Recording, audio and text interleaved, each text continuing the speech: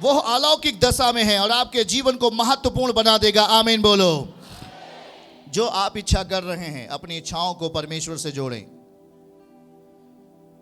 जो इच्छा आप अपनी जिंदगी में पाना चाहते हैं, जो इच्छाएं अपनी जिंदगी में लेना चाहते हैं, जो कुछ आप कामों को परिपूर्ण करना चाहते हैं, जो भी कुछ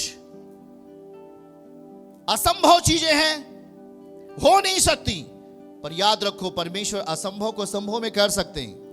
पर आप अपनी इच्छाएं, अपने सोच और विचारधाराएं अपने मसीह से जोड़ दो, उसे प्रथम स्थान पर रखना शुरू करो। आमीन के साथ अपनी जिंदगी के हर भाग को प्रभु के, परमेश्वर की इच्छाओं में जोड़ दो।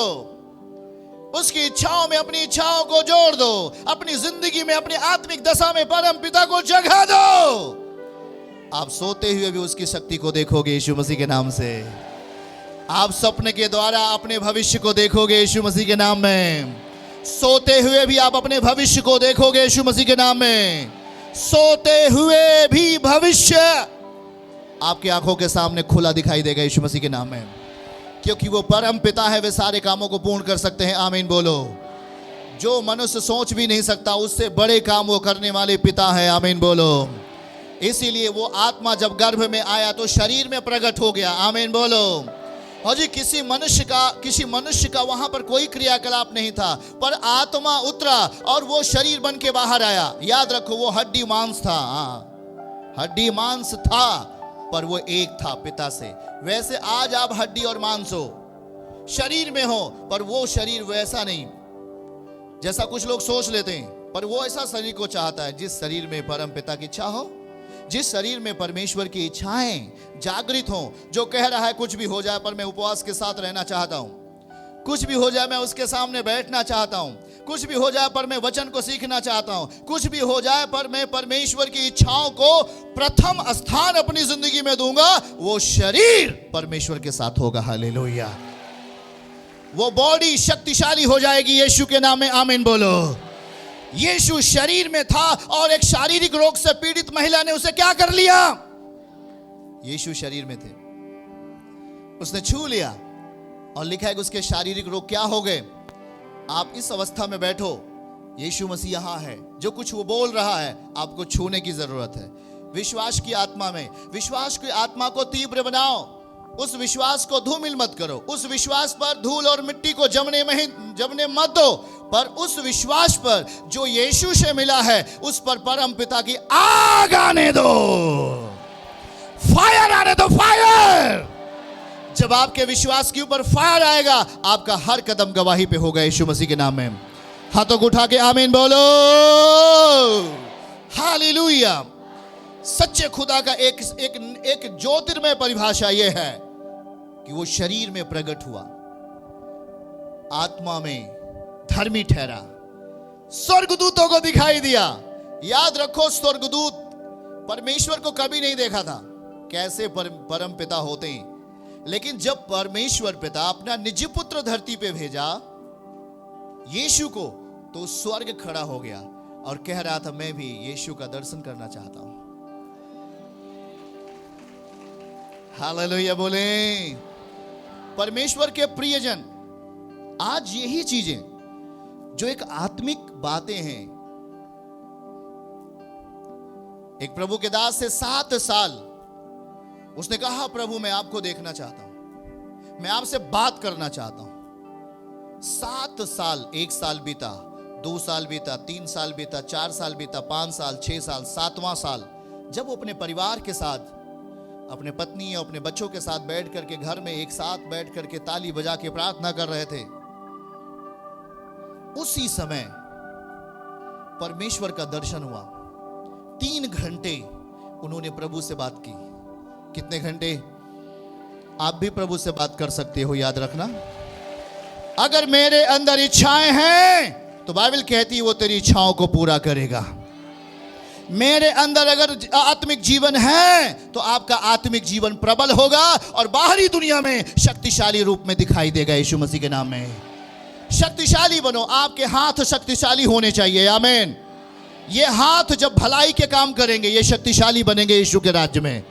ये आंखें शक्तिशाली बन जाएंगी यीशु के नाम में।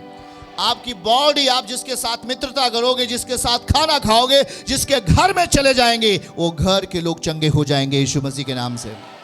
इस अवस्थाओं को अपने आप को बनाओ, ये अपने अंदर इच्छा रखो। वो कह रहा है अगर कोई देह में है वो प्रभु से अलग है, पर मैं देह में रहूंगा और खुदा के साथ रह सकता हूं। ये वो देह की बात कर रहा है, वो देह जो पाप के साथ रहती है, जो पाप के साथ रह रहा है, जो पाप को अपना हिट मानता है, जो पाप को फेवरेट मानता है, जो पाप को पहन लेता है, जो पाप को वस्त्र की तरह पहन लेता है, वो प्रभु से अलग है। पर जिसने पाप को उतारा और प्रयास किया, मैं चर्च में जाऊंगा, मैं प्रार्थना करूंगा, मैं वचन सीखूंगा, मैं उपवास रखूंगा, जो जो चीजें आत्मिक दृष्टि में हमें ऊंचा उठा सकती हैं, मैं उन सारे कामों को करूंगा। आपके पूरा अंग चमत्कार का अंग बन जाएगा यीशु मसीह के नाम से। आपका शरीर सामर्थी बन जाएगा यीशु के नाम में। याद रखो, वो केवल आपके आत्मा को ही बलवंत नहीं करेगा, वरन आपके हड्डी और मांस को भी बलवान बना देगा, शक्तिशाली बना देगा। एक प्रभु का दास जिसका नाम एलीशा था, एलीशा पूरी उम्र होकर जब वो मर गया, जब उसको मिट्टी दे दी गई, बाइबल कहती है एक फौज आ रही थी उस ओर से जहां पर उसकी मिट्टी दी गई थी। बाइबल कहती है कि एक सैनिक उसमें मरा और उस सैनिक को एलीशा के कब्र में ले जाकर डाल दिया। ऐसे क्या पता एलीशा यहां है, डाल दिया। बाइबल कहती है एलीशा की हड्डी उस मरे हुए आदमी को छुई और वो आदमी जिंदा हो गया। तो याद रखो, आपकी ये हड्डी, जिस हड्डी पे आप खड़े हो, ये हड्डी भी चमत्कार की हड्डी है यीशु मसीह के नाम में। याद रखना इस बात के लिए। इसीलिए यीशु मसीह आपके अंग को बर्बाद नहीं होने देंगे। वो चाहे जलाई जाए या दफनाई जाए, अंतिम समय में वो उठाए जाएंगे जिंदा।